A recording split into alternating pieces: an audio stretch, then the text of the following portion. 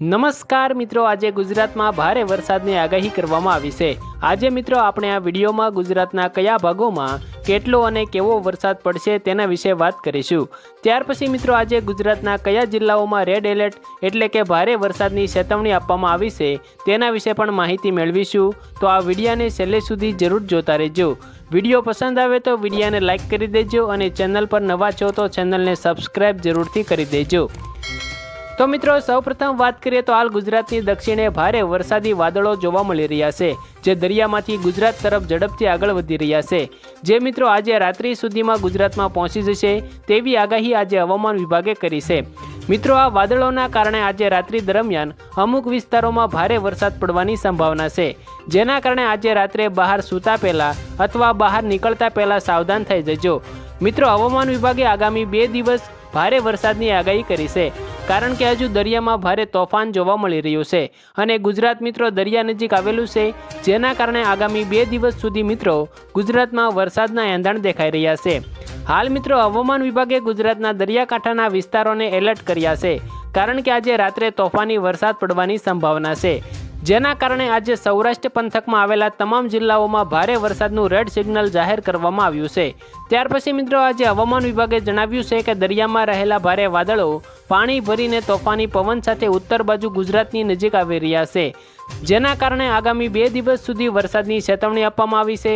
જો મિત્રો આ વરસાદી વાદળો ગુજરાત ઉપરથી પસાર થશે તો મિત્રો આગામી દિવસોમાં ફરી ગુજરાતના અમુક વિસ્તારોમાં માવઠું પડવાની સંભાવના છે। આજે સૌરાષ્ટ્રના દરેક જિલ્લાઓમાં ભારે વરસાદની આગાહી કરવામાં આવી છે।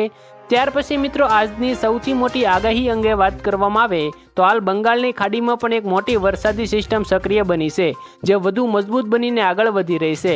મિત્રો અંબાલાલ પટેલે આગાહી કરતા જણાવ્યું છે કે આ બંગાળની ખાડીનું વાવાઝોડું પવન સાથે આગળ વધીને ડિસેમ્બર મહિનાના પ્રથમ અઠવાડિયે ગુજરાત નજીક આવી શકે છે, જેના કારણે ડિસેમ્બર મહિનામાં પણ વરસાદનું સંકટ જોવા મળી રહ્યું છે।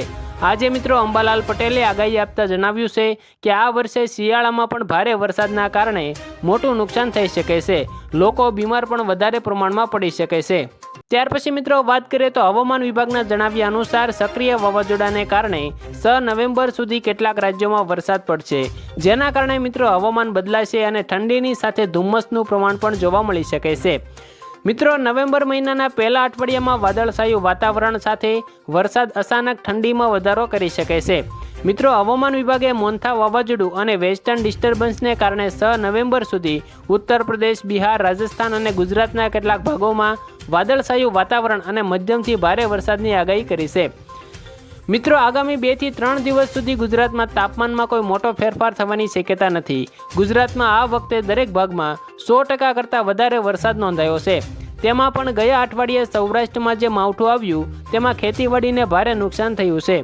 રાજ્યમાં અત્યાર સુધીમાં સરેરાશ 128% કરતાં પણ વધારે વરસાદ પડી ગયો છે, જેમાં સૌથી વધારે કચ્છમાં 150% જેટલો વરસાદ નોંધાયો છે, જ્યારે સૌરાષ્ટ્રમાં સરેરાશ 124% અને દક્ષિણ ગુજરાતમાં સરેરાશ 133% જેટલો વરસાદ પડી ગયો છે। મિત્રો ગુજરાતના ખેડૂતોને એક તરફ કમોસમી વરસાદના કારણે ભારે નુકસાન સહન કરવાનો વારો આવ્યો છે, ત્યારે હવામાન નિષ્ણાત અંબાલાલ પટેલે ફરી વાવાઝોડાની ચોંકાવનારી આગાહી કરી છે। હવામાન નિષ્ણાત અંબાલાલ પટેલે આજે રાત્રે ભારે વરસાદની આગાહી કરી છે। તેમણે જણાવ્યું છે કે બંગાળના ઉપસાગરમાં વધુ એક વાવાઝોડું સર્જાશે અને તેના કારણે ફરીથી હવામાનમાં મોટો પલટો આવી શકે છે। મિત્રો અંબાલાલ પટેલે જણાવ્યું છે કે 18 નવેમ્બરથી બંગાળની ખાડીમાં હળવું દબાણ ઊભું થશે, જે 23 નવેમ્બર સુધીમાં ભારે વાવાઝોડું બની શકે છે।